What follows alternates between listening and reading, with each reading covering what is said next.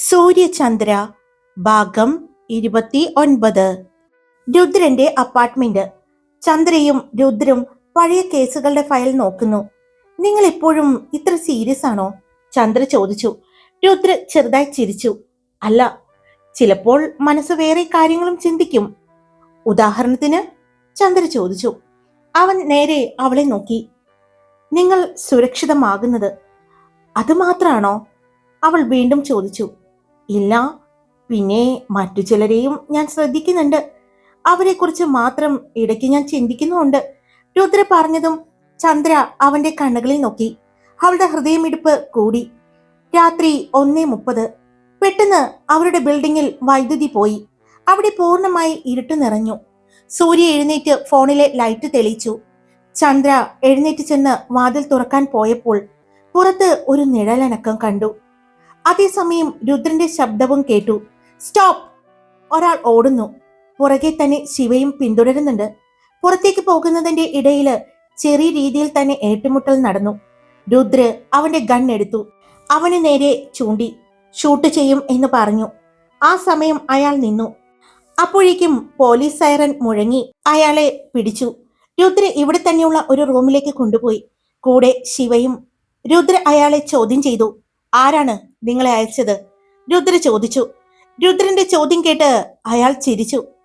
നിങ്ങള് പ്രതീക്ഷിക്കാത്ത ഒരാൾ, കരുതുന്നതിലും നിങ്ങളോട് അടുപ്പമുള്ള ഒരാൾ. എന്നാൽ അത് കേട്ട സൂര്യയും ചന്ദ്രയും വിറച്ചു നിന്നു. എത്ര ചോദിച്ചിട്ടും അയാൾ പറയുന്നുണ്ടായിരുന്നില്ല. ഇതൊരു മുന്നറിയിപ്പ് മാത്രമാണ്, ശിവ ശാന്തമായിട്ട് പറഞ്ഞു. അധികം വൈകാതെ അടുത്തത് നേരിടേണ്ടി വരും, രുദ്ര കൂട്ടിച്ചേർത്തു. ഇതേ സമയം ഒരു ഇരുണ്ട മുറിയിലെ സ്ക്രീനിൽ രുദ്രും ശിവയും. അവിടെ ഒരു സ്ത്രീയുടെ ശബ്ദം. അവർ നമ്മൾ പ്രതീക്ഷിക്കുന്നതിലും കൂടുതൽ ശക്തരാണ്. ആയിക്കോട്ടെ, അതിനെന്താ? പക്ഷെ കളി എന്റെ കയ്യിലാണ്. സ്ക്രീനിൽ പേര് തെളിഞ്ഞു. Astra director confidential. നിഴലുകളുടെ ഉള്ളില് ഒരു മനുഷ്യൻ. മഴ നിന്നു. പക്ഷേ ബിൽഡിങ്ങിനുള്ളിലെ അന്തരീക്ഷം ഇപ്പോഴും നിഗൂഢമായിരുന്നു. പിടിക്കപ്പെട്ട ആളിനെ പോലീസ് ജീപ്പിൽ കയറ്റുമ്പോഴും സൂര്യയും ചന്ദ്രയും ബാൽക്കണിയിൽ നിന്നും താഴേക്ക് നോക്കി. ചുവന്ന സൈറൻ ലൈറ്റുകൾ മതിലുകളിൽ പതിഞ്ഞ് വണ്ടി വരുന്നത് അവർ കണ്ടു. ഇത് ഇവിടെ അവസാനിക്കില്ല സൂര്യ, ചന്ദ്ര പതുക്കെ പറഞ്ഞു. സൂര്യ മറുപടി പറഞ്ഞില്ല. അവളുടെ കണ്ണുകൾ രുദ്രനിൽ ആയിരുന്നു. അവൻ ഇപ്പോഴും ആ ആളോട് എന്തോ ചോദിച്ചുകൊണ്ടിരുന്നു. Integration room. രാത്രി 3:10. പിടിക്കപ്പെട്ട ആളിന്റെ പേര് Manoj. Fake house keeping staff. Rudra മേശയുടെ മറുവശത്ത് ഇരുന്നു. ആരാണ് നിന്നെ അയച്ചത്? മനോജ് ചിരിച്ചു. എനിക്ക് പേരുകൾ അറിയില്ല. ഓർഡർ ചെയ്യും, ഞാൻ അനുസരിക്കും, അത്രമാത്രം. ശിവ ഫയൽ തുറന്നു. അതിലെ ഡീറ്റെയിൽസ് എല്ലാം നോക്കാൻ തുടങ്ങി. നിന്റെ അക്കൗണ്ടിൽ വന്ന പണം ആസ്ട്ര ഫൗണ്ടേഷൻ കമ്പനി വഴി. ഇത് ചെറിയ ജോലിയല്ല. മനോജിന്റെ മുഖം അല്പം മാറി. രുദ്ര മുന്നോട്ട് ചാഞ്ഞിരുന്നു. നീ വാതിൽ തുറക്കാനായിരുന്നു ഞങ്ങളുടെ അപ്പാർട്ട്മെന്റിൽ വന്നത്. ആർക്കാണ് ഈ വാതിൽ തുറന്നു കൊടുക്കാൻ പോയത്? പുറത്ത് ആരെങ്കിലും ഓൾറെഡി ഉണ്ടായിരുന്നോ? രുദ്ര ചോദിച്ചു. അയാൾ ഒരു നിമിഷം മൗനം പാലിച്ചു. രുദ്രും ശിവയും തമ്മിൽ നോക്കി. അതേസമയം ഫ്ളാറ്റിൽ സൂര്യ വെള്ളം കുടിക്കാൻ അടുക്കളയിൽ എത്തിയപ്പോൾ അവൾ ഞെട്ടി നിന്നുപോയി. കിച്ചൺ ഡ്രോവർ അല്പം തുറന്ന നിലയിൽ. അവളത് രാത്രി അടച്ചത് ഓർമ്മയുണ്ട്. അതുകൊണ്ട് തന്നെ അവളുടെ ഹൃദയം ശക്തമായി ഇടിച്ചു. ചന്ദ്ര, അവൾ പതുക്കെ വിളിച്ചു. ചന്ദ്ര ഓടിയെത്തി. എന്താ എന്താ സൂര്യ, എന്താടാ? ഞാൻ ഇന്നലെ രാത്രി കിടക്കാൻ പോയപ്പോ ഇത് അടച്ചതാണ്. എനിക്ക് നല്ല ഓർമ്മയുണ്ട്. പക്ഷെ ഇപ്പോ ഇത് തുറന്നു കിടക്കുന്നു. ആ സമയത്താണ് വാതിൽ തുറന്ന് ശിവയും രുദ്രും അകത്തേക്ക് വന്നത്. ആരോ അകത്തേക്ക് വന്നിട്ടുണ്ട്, സൂര്യ പറഞ്ഞു. രുദ്ര ഒന്നും പറഞ്ഞില്ല. അവൻ കിച്ചൺ മുഴുവനും പരിശോധിച്ചു. പിന്നെ ഗസ്റ്റ് റൂമിലും ബെഡ്റൂമിലും ചെന്നു. ജനാല ലോക്ക് തുറന്ന നിലയിൽ കണ്ടതും സത്യമാണ്. അവൻ ഒറ്റയ്ക്കല്ലായിരുന്നു, രുദ്ര പറഞ്ഞു. അകത്ത് ഓൾറെഡി ഒരാൾ ഉണ്ടായിരുന്നു. ചന്ദ്രയുടെ ശബ്ദം വിറച്ചിരുന്നു അത് പറയുമ്പോൾ. ആര്? അറിയില്ല. നമ്മൾ വിശ്വസിക്കുന്ന ആരെങ്കിലും ആകും, ശിവ ശാന്തമായിട്ട് മറുപടി പറഞ്ഞു. അപ്പോ ആ സമയം അവിടെ മാകെ നിശബ്ദമായി. അതേസമയം CCTV റൂം ബിൽഡിങ്ങിൽ പഴയ സെക്യൂരിറ്റി ഗാർഡ് കസേരയിൽ ഇരുന്ന് ഉറങ്ങുന്നത് പോലെ കിടക്കുന്നുണ്ട്. പക്ഷേ സ്ക്രീൻ റിവൈൻഡ് ചെയ്യുന്നു. ഒരു സ്ത്രീയാണ്. ഹുഡി ധരിച്ച് മുഖം വ്യക്തമായി കാണുന്നില്ല. അവൾ ലിഫ്റ്റിൽ നിന്നും ഇറങ്ങുന്നു. സൂര്യയുടെയും ചന്ദ്രയുടെയും ഫ്ളാറ്റിന്റെ ഫ്ലോറിലേക്കാണ് അവൾ നടന്നത്. പവർ പോകുന്നതിന് 6 മിനിറ്റ് മുമ്പ്. രാവിലെ 4 പേരും ഒരുമിച്ച് മേശയ്ക്ക് ചുറ്റും ഇരുന്ന് കാപ്പി കുടിക്കുകയാണ്. ആർക്കും കുടിക്കാൻ തോന്നുന്നുണ്ടായിരുന്നില്ല. ഇനി നമ്മളെ ഭയപ്പെടുത്താൻ ശ്രമിക്കുന്നതാണോ? സൂര്യ പറഞ്ഞു. രുദ്ര തല കുലുക്കി. ഇല്ല, അവർ നമ്മളെ നിരീക്ഷിക്കുന്നുണ്ട്. ശിവ കയ്യിലുള്ള ടാബിലെ മാപ്പ് ഓൺ ചെയ്തു. അതിൽ ഒരു പോയിന്റ് അടയാളപ്പെടുത്തി. ആസ്ട്ര ഫൗണ്ടേഷൻ. ഇവിടെ നിന്നാണ് എല്ലാം തുടങ്ങുന്നത്. ചന്ദ്രയുടെ കണ്ണുകൾ കുറുകി. അപ്പോൾ നമ്മൾ അവിടെ പോകേണ്ടി വരും അല്ലേ? പോകേണ്ടി വരും എന്നല്ല, നമ്മൾ അവിടെ പോണം. സൂര്യ ഒറ്റയ്ക്ക് ബാൽക്കണിയിൽ നിന്നു. ശിവ അവളുടെ അടുത്തേക്ക് വന്നു. നിനക്ക് പേടിയുണ്ടെങ്കിൽ പറയാം. അത് കേട്ട് അവൾ തല കുനിച്ചു.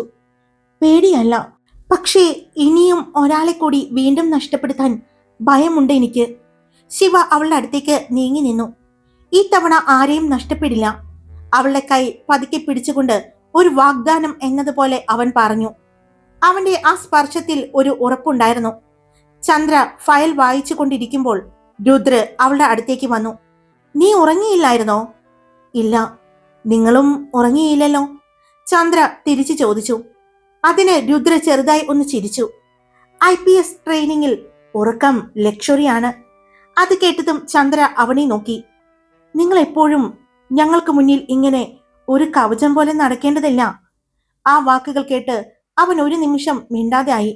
പിന്നെ പറഞ്ഞു, നിങ്ങൾ മുന്നിൽ നിന്നും എല്ലാം ധൈര്യത്തോടെ നേരിടുകയാണെങ്കിൽ ഞാൻ നിങ്ങളുടെ മുന്നിൽ നടക്കേണ്ടതില്ലല്ലോ, ഒരു കവചം പോലെ. അവൻ പറഞ്ഞു. അതേസമയം അറിയാത്തൊരു സ്ഥലം, ഒരു വലിയ മുറി, സ്ക്രീനുകളിൽ ലൈവ് ഫീഡുകൾ, 4 പേരുടെയും ചിത്രം. ഒരു സ്ത്രീ കസേരയിൽ തിരിഞ്ഞിരുന്നു. മാഡം, അവർ നമ്മുടെ അടുത്തെത്തുന്നു, അവരുടെ സഹായി പറഞ്ഞു. അവരുടെ മുഖം ഒരു നിഴൽ മാത്രമായാണ് കാണുന്നത്. അത് നല്ലതാണ്, അവർ ചിരിച്ചുകൊണ്ട് പറഞ്ഞു. കാരണം സത്യം അവർക്ക് കണ്ടെത്തേണ്ടത് എന്നെ തന്നെയാണ്, ഞാൻ തന്നെയാണ്. പിന്നെ വീണ്ടും അവർ സ്ക്രീനിലേക്ക് നോക്കി. സ്ക്രീനിൽ ഫയലുകൾ തുറന്നു.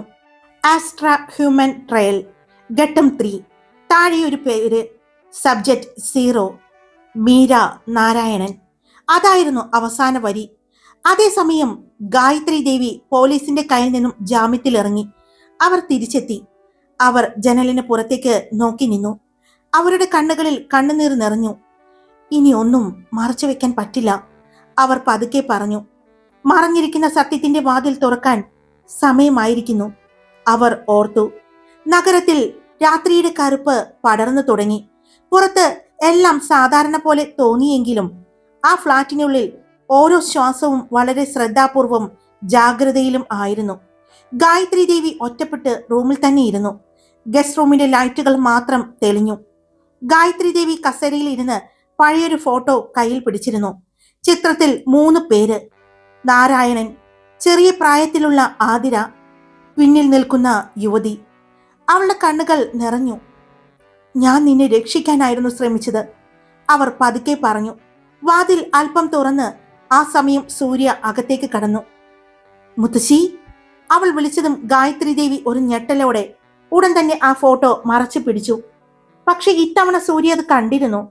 ആ ഫോട്ടോയിൽ ഉള്ളത് ആതിരയല്ലേ? അവൾ ചോദിച്ചുകൊണ്ട് അവരുടെ അടുത്തേക്ക് വന്നു.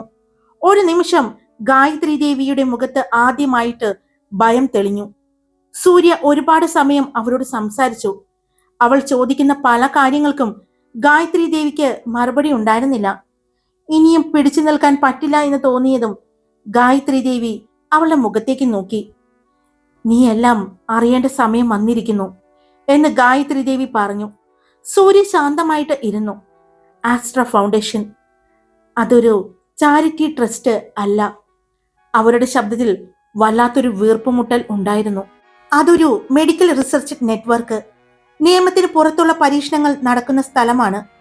സൂര്യയുടെ ശ്വാസം പതിയെയായി. Human trials? സൂര്യ ചോദിച്ചു. ഗായത്രി ദേവി കണ്ണുകൾ മുറുക്കി അടച്ചു. അവരുടെ ഓർമ്മകൾ പിന്നിലേക്ക് സഞ്ചരിച്ചു. Flash back.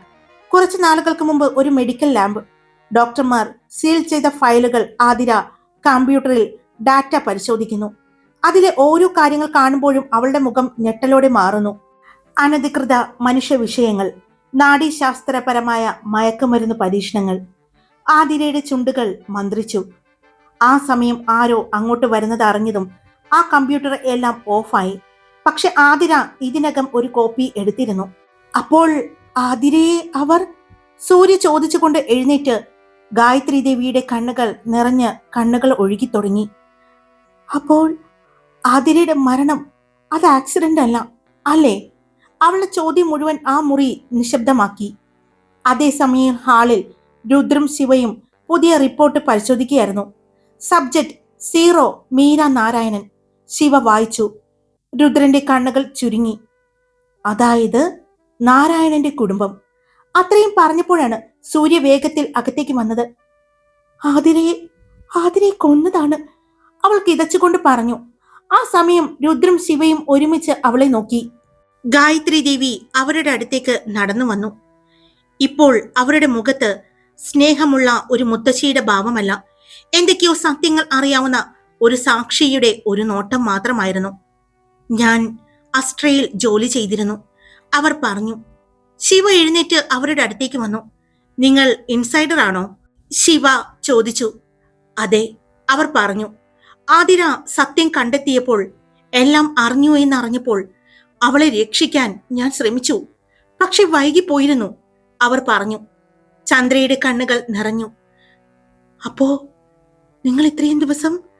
അത്രയും പറഞ്ഞതും നിങ്ങളെ ജീവനോടെ നിലനിർത്താൻ വേണ്ടി, അത്രമാത്രം അവർ പറഞ്ഞതും.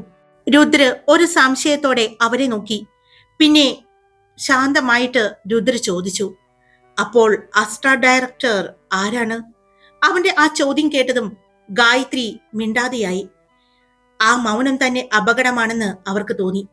പിന്നെ ഗായത്രി ദേവി പറഞ്ഞു തുടങ്ങി. അപ്പോഴാണ് വലിയൊരു ശബ്ദത്തോടെ ജാലകത്തിന്റെ ഗ്ലാസ് പൊട്ടി. Gun shot. സൂര്യയെ ശിവ താഴേക്ക് വലിച്ചിട്ടു. രുദ്ര ഉടനെ ലൈറ്റ് ഓഫ് ചെയ്തു. ചന്ദ്ര നിലത്ത് വീണു. പുറത്ത് സ്നൈപ്പർ ആക്രമണം ആണെന്ന് രുദ്രന് മനസ്സിലായി. സ്റ്റേ ഡൗൺ, രുദ്ര വിളിച്ചു പറഞ്ഞു. രണ്ടാമത്തെ ഷോട്ട് മതിലിൽ പതിച്ചു. ശിവ ഫോൺ എടുത്തു. Backup now. സൂര്യയുടെ കൈ വിറച്ചു. ശിവ അവളുടെ കൈ പിടിച്ചു. എന്നെ നോക്ക്, ഒന്നും സംഭവിക്കില്ല. അവളുടെ കണ്ണുകളിൽ ഉണ്ടായിരുന്ന പേടി എല്ലാം മാറി. ഒരു വിശ്വാസം തിരിച്ചു വന്നു. പുറത്ത് പോലീസ് സൈറൻ അടുത്തെത്തി. സ്നൈപ്പർ ഓടി രക്ഷപ്പെട്ടു. രുദ്ര ബാൽക്കണിയിൽ എത്തി താഴേക്ക് നോക്കി. ഒരു ബ്ലാക്ക് കാർ വേഗത്തിൽ പുറത്തേക്ക് പോകുന്നത് അവൻ കണ്ടു. അകത്ത് നിശബ്ദത. എല്ലാവരും ശ്വാസം എടുത്തു. ഗായത്രി ദേവി മതിലിനെ പിടിച്ചു നിന്നു. അവർ ഇനി നേരിട്ട് ആക്രമിക്കും, ഗായത്രി ദേവി പറഞ്ഞു. അതെ, കാരണം നിങ്ങൾ സംസാരിക്കാൻ തുടങ്ങിയത് ഒരിക്കലും അവർക്ക് ഇഷ്ടപ്പെടില്ല, രുദ്ര പറഞ്ഞു. രാത്രിയുടെ അവസാനം സൂര്യ ശിവയുടെ അടുത്തിരുന്നു. ഇനി നമുക്ക് പിന്നോട്ട് പോകാൻ കഴിയില്ല, അവൾ പറഞ്ഞു. അതെ, ഇത് ഇനിയൊരു കേസല്ല, യുദ്ധമാണ്. മറ്റേ വശത്ത് ചന്ദ്ര രുദ്രനെ നോക്കി. നമ്മൾ ജയിക്കുമോ? രുദ്ര ചെറുതായി ചിരിച്ചു. നമ്മൾ ഓൾറെഡി അവരുടെ പ്ലാൻ തകർത്തു.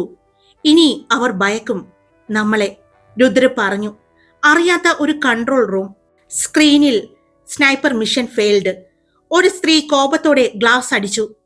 Gayathri started talking. അവൾ ശാന്തമായി പറഞ്ഞു. ഘട്ടം 2 തുടങ്ങും. സ്ക്രീനിൽ പുതിയൊരു ടാർഗറ്റ് തെളിഞ്ഞു. ടാർഗറ്റ് സൂര്യ. ഹായ്, എല്ലാവരും സുഖമായിട്ടിരിക്കുന്നോ? ഞാൻ ഓക്കെ ആയിട്ട് വരുന്നുണ്ട്. അപ്പൊ സ്റ്റോറി ഇട്ടിട്ടുണ്ട്, എല്ലാവരും കേൾക്കണം കേട്ടോ. ഇത് കണ്ടിന്യൂസ് അല്ലാത്തത് കൊണ്ട് എനിക്കറിയാം കേൾക്കാൻ എല്ലാവർക്കും ഒരു ബുദ്ധിമുട്ടുണ്ടെന്ന്. എന്നാലും കേൾക്കണം, തുടർച്ചയായിട്ട് ഇടാൻ ഞാൻ ശ്രമിക്കുന്നുണ്ട്, മാക്സിമം ശ്രമിക്കുന്നുണ്ട്. അപ്പോൾ എല്ലാവരും കേട്ടിട്ട് ഇഷ്ടപ്പെട്ടാൽ ലൈക്ക് ചെയ്യാനും ഹൈപ്പ് ചെയ്യാനും നിങ്ങളുടെ അഭിപ്രായം കമന്റ് ചെയ്യാനും സബ്സ്ക്രൈബ് ചെയ്യാതെ കേൾക്കുന്നവരുണ്ടെങ്കിൽ സബ്സ്ക്രൈബ് ചെയ്യാനും മറക്കല്ലേ. Love you all. It's me Karthika.